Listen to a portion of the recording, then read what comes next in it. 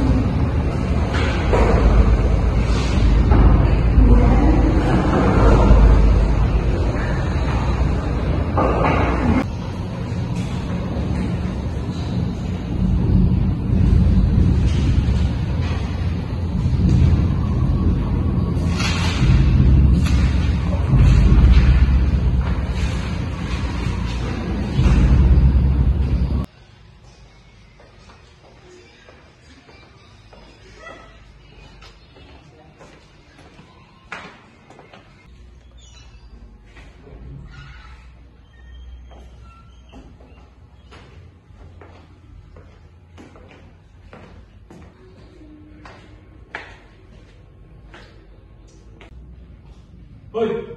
Ano? Basta lang kita mo. Okay na!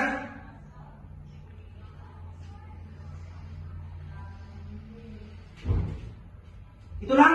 Ay, dadalaw ka kaso ka lang pala kuli na yun. Parehas ka ng nanay mo, walang silbi!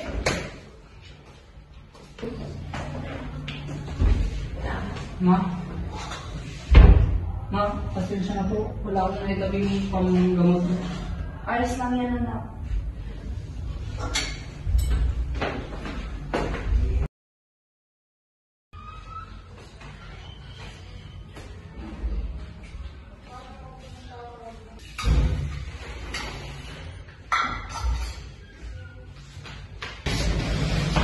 Boys.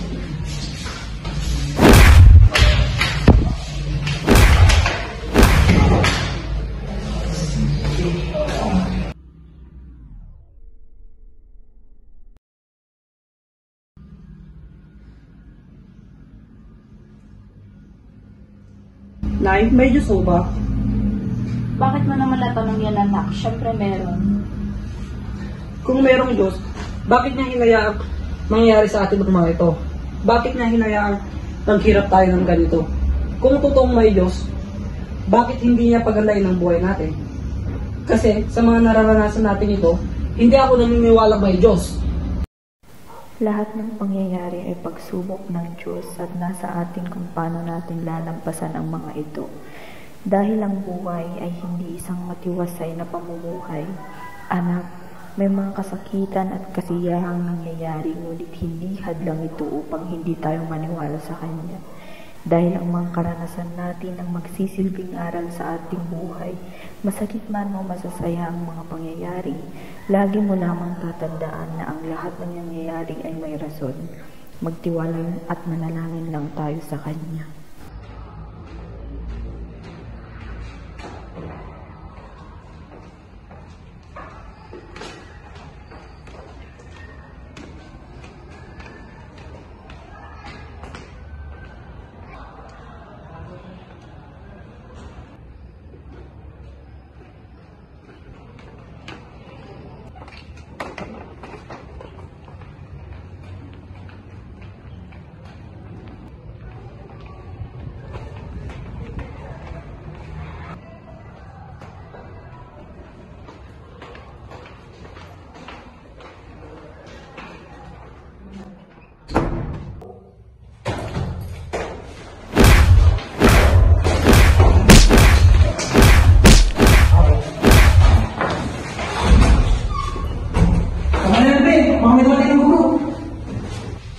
Pre, iwan-iwan tayo dito.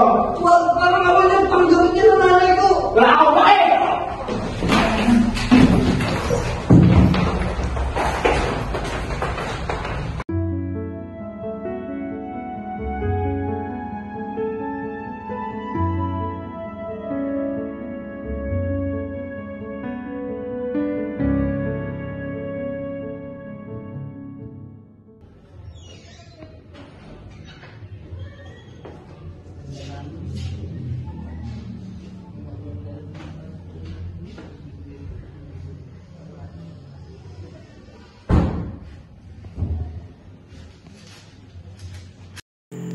Anak, patawarin mo ako sa lahat ng aking nagawang kasalanan sa iyo at ng iyong inay, sa lahat ng pananakit ng aking nagawa sa iyo at sa anumang masasakit na salita.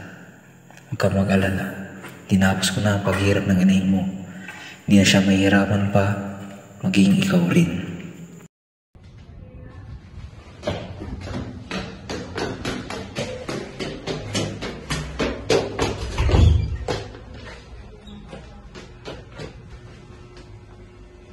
Nay! Nay! Nay! Nay!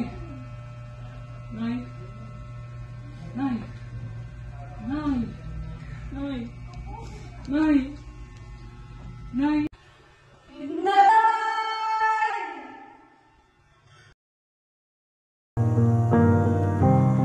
We've been lost for a long time, in a rut, no escape signs. And for love we were so blind. Oh, I hate to see you cry. There've been times where the truth lied. Now it's clear as a blue sky. Like a band-aid over deeper cuts we tried. We couldn't stop the fate descending on the night. We'll build a fire and torch our own light and hope the sparks survive. Use words as kindling, light up the night sky.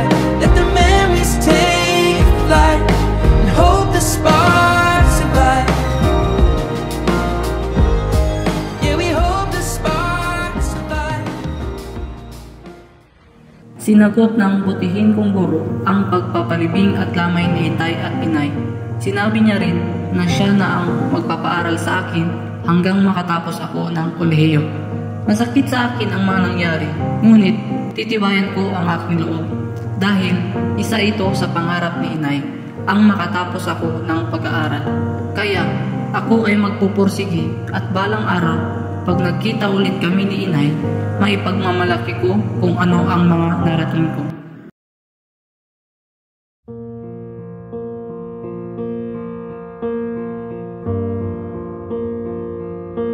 Pagkatapos rin pala mawala ng aking mga magulang, sinubukan ko ang laging ipinapayo sa akin ni inay na magtiwala at manalangin sa Diyos.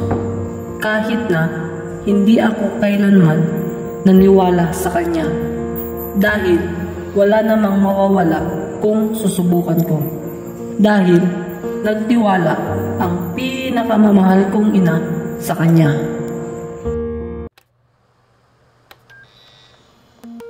Bilang sa pagtupad at paghahanap ko sa bagong ako, nakahanap ako ng mga kaibigang masasabi kong naging totoo. Nagtiwala at nagmamahal sa akin ng higit pa sa inaasahan ko. Mga kaibigan na siyang itinuturing ko ng pamilya ko.